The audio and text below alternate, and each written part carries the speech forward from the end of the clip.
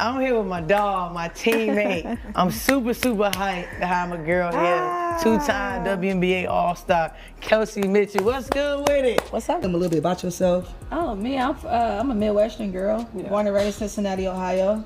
5'3" kid. It's kind of tough to come out of where I come from because it's so small, and so you get what you get. It's kind of a dense city. It's not as like a Miami or like a Atlanta, so you kind of get what you get. And so I grew up hooping through my family. I come from a family dynamic of just sports. My dad was he went to school to play football.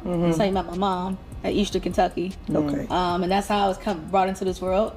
Shout out to your parents, though. Shout out to your parents. Shout out to your parents. I was just always a safe haven. I kind of took it from there, just, utilized what I knew about it. And that's how I knew what my lifestyle was, just through hoop. I had friends through hoop. I just, you kind of gain a lifestyle, and the rest was kind of history. Yeah. I look back at it now, I went from Cincinnati and I went up the street to Columbus, to Ohio State University, and I was always a homebody, but I knew I wanted to get out of Cincinnati. That was clear.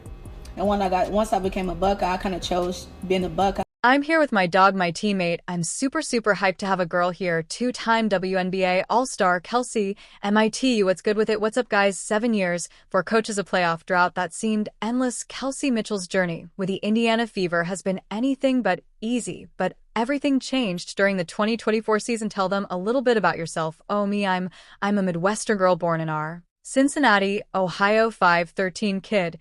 It's kind of tough to come out of where I come from because it's so small, and so you get what you get. It's kind of a dense city. It's not as like a Miami or like Atlanta, so you kind of get what you get. And so I grew up grouping them through my family. I come from a family dynamic of just sports. My dad was he went to school to play football, the same at my mom at Eastern Kentucky, okay? And that's how I was brought into this world. To your parents, SH out to your parents in a candid interview with teammate Erica Wheeler. That's got the basketball world buzzing. Mitchell opens up about her roller coaster career and the spark that's ignited the Fever's resurgence, from the pain she experienced last season to the highs of being a WNBA All-Star to what she really thinks of Caitlin Clark and the fans. Kelsey is not holding back. Are you ready to hear how one player's arrival transformed not just a team, but Mitchell's entire outlook on the game? Let's go. Basketball was just always a safe haven. I kind of took it from there. Just, utilize what I knew about it. And that's how I knew what my lifestyle was, just through hoop. I had friends through hoop. I just, you kind of gain a lifestyle. And the rest was kind of history. Yeah, I look back at it now. I went from Cincinnati and I went up the street to Columbus, to I State University. And I was always a homebody, but I knew I want to get to Cincinnati. That was clear. And once I became a Buckeye, I kind of chose being a Buckeye. Imagine this year, Kelsey Mitchell, the number 2 overall pick in the 2018 WNBA draft. You're ready to set the league on fire, to lead your team to glory. But instead of championship parades, you're hit with a barrage of losses. That was Kelsey's reality for years with the Indiana Fever. You and Eve both been here for a number of years, right? And I been through the tough years. Well, you really got to grind it out. You know what? You at 7 years here, all seven you 8 never been to another team, a girl. 7 years, and how many years? So I was here from 2015 to she was my he. Wait, don't count my age right now, auntie. Don't do that. Don't do me like that. I still look good for my age. When Mitchell first arrived in Indiana, she was full of promise and potential. The Fever had high hopes for their new star, but little did they know the challenges that lay ahead as the seasons rolled by. The wins remained elusive. The Fever missed the playoffs, not just once or twice, but for 7 straight seasons. One season was so bad they only managed to win 5 games. Can you imagine the weight of that disappointment? But here's where it gets interesting. Despite the team's struggles, Mitchell's individual talent shone through like a beacon in the darkness. She wasn't just good, she was consistently great. From 2018 to 2023, Mitchell averaged over 16 points per game. That's not just a hot streak, that's half a decade of elite scoring. The first 3 years, you can kind of sum it up. You ain't got to give me a long story. I was there with 2 for 2 of them. So kind of give me what that rough patch was like, and then we can kind of skip through and get to where you at right now. But personal success can only mask team frustration. For so long, Mitchell, ever the competitor, found herself questioning her future in Indiana. The points were piling up, the accolades were coming in, but something was missing. In her own words, the points were the points, the accolades were accolades, but it wasn't enough. That team, winning team, not individual team. You can feel the hunger for collective success in those words. Yeah, I think Indy those my year 1 through 3.5. Well, let me just say this, I went through my 7 years in NBA. I've had 4 head coaches. So that was in itself was kind of like, no one really knows what an experience of like the black stick at the bottom. Trust me, I've been there, trust me. So I was, that's really how it started you. No, now let's talk about stability or the lack thereof. Imagine trying to build a championship contender when the architect keeps changing. That's exactly what Mitchell and the Fever faced. 4 head coaches in 7 years, 4 different voices, 4 different systems, 4 different visions. How do you find your footing when the ground keeps shifting beneath you? When y'all left, it was still a rebuild stage. And so different coaches got hired. And I think that at that point, we was trying to figure out whether I would keep swimming or if I would sink. And I'll be honest, I didn't know what would happen in my career. I didn't know how it would turn out because the points were the points, the accolades were accolades, but it wasn't enough. That team winning team, not individual team. And anybody that want to compete and be a winner, it's about team, it's about team. But here's where Kelsey Mitchell's true character shines through. Lesser players might have demanded a trade or let their effort slip, not Mitchell. Her work ethic became legendary within the organization.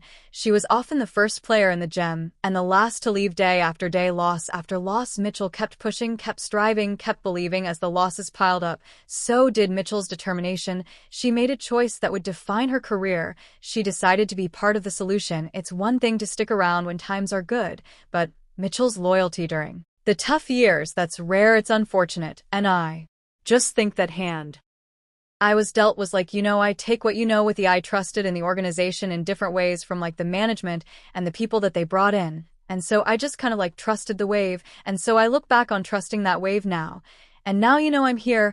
I don't know what you really started over 4 times though. I did like you every time you get a new coach, you kind of really start over because you got to build that relationship with that coach. Although the coach know who you are, they know the players they have in the locker room. It's a different ball game for sure. I was in survival mode and I put my back against the wall. And so what everybody see now is just I've always been a fighter. I've always kind of had to compete and find a different way to, and in 2023 that loyalty finally paid off after years of individual excellence overshadowed by team struggles. Kelsey Mitchell received the validation she so richly deserved. She was selected as an all-star for the first time in her career. It was a moment of triumph, a recognition not just of her skills, but of her perseverance through years of adversity.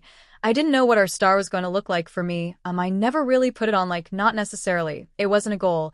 I just knew I needed to train and do what I need to do to keep my name like I said you in defense mode. And everything you do. At that point, and someone I got the first, and I was like, really? I got a call from the WBA. You get the call, bro, but like you and even hype, you were just like, yeah, I'm going on WB. What? Hold on, I'm in the locker room. Why did, hey, I'm like, what, why? I'm like, man. And it's so crazy, I downplayed it, no, so bad. No, I need hello, no, I need you to know you downplayed it so bad. But even as she celebrated this personal milestone, Mitchell's focus remained on the team's success. She reflected on her journey, saying, I always got my back dirty. Yeah, it was never a time like, hey, that's a good one. I always got my back. Let me put that in my pocket. Oh, got my back dirty. Hold on, I've always had to. And you can kind of relate because you've had to go to different places and get a spot. For me, it was about keeping my name at least, or my game relevant to, enough to value. Those words paint a picture of a player who's never taken the easy road, who's fought for every inch of respect she's earned. The 2024 season saw Mitchell reached new heights. She posted career best numbers across the board: 19.2 per game, shooting a blistering 46.8% from the field and 40.2% from three-point range. These weren't just good numbers, they were superstar numbers. Mitchell was playing the best basketball of her career, and the league was starting to take notice. So what really happened during the 2024 season? And why did it start with devastation? As Kelsey Mitchell's star continued to rise, a huge personal loss threatened to extinguish her passion for the game. How did she find the strength to not only play, but dominate in the face of overwhelming grief? It's been a difficult year for me from a standpoint of personal. I lost my dad 5 or 6 months ago, so that was tough. And I look back on my year now, Dub, and I'm just so grateful to be here again, because I never thought, for one, to be doing it without a parent. Yeah, I think anybody that come from a 2-parent home or know what that's like, or just, lovable parents in general. And when I lost that, I didn't know what was going to happen the 2024 season. was supposed to be Mitchell's crowning achievement, but just as she was gearing up for what would become a career-defining year, tragedy struck in March. Kelsey lost her father, a man she described as her OG best friend. This wasn't just the loss of a parent, it was the loss of her biggest supporter, her harshest critic, and the person